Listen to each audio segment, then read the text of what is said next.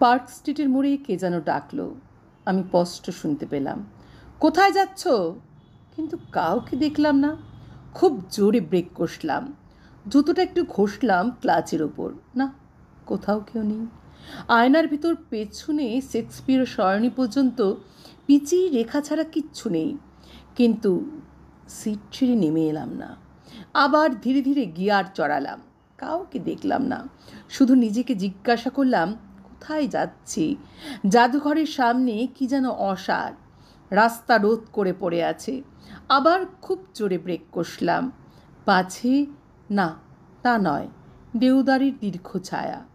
আবার যেন কে ডাকলো। আমি স্পষ্ট শুনতে পেলাম, কোথায় যাচ্ছ? এবার স্পিড বাড়ালাম, যতক্ষণ না অপ্রিয় মান দুধার ঝাপসা হতে হতে একেবারে ঘষা কাঁচ হয়ে গেল। তারপর সেই ডাক আমাকে তাড়িয়ে নিয়ে বেড়ালো সারাদিন। পার্ক স্ট্রিট থেকে স্ট্যান্ড, স্ট্যান্ড থেকে বজবজ, আবার স্ট্যান্ড, আবার এসপ্ল্যানেড, আবার জাদুঘর। আমি খুব জোরে ব্রেক কষলাম। কে যেন ডাকলো, কে? নিজের মনের মধ্যেই চিৎকার করে উঠলাম, কেউ না।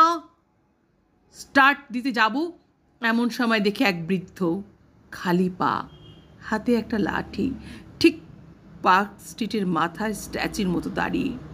তারপর সারা বাংলাদেশ, সারা ভারতবর্ষ, নোয়াখালী থেকে সবরমতী, গাড়িতে, ট্রেনে, এরোপ্লেনে ছুটে বেরিয়েছি। আর ওই স্ট্যাচুর মতো লোকটা এক জায়গায় দাঁড়িয়ে আমার স্পিডোমিটারটাকে লজ্জা দিয়েছে।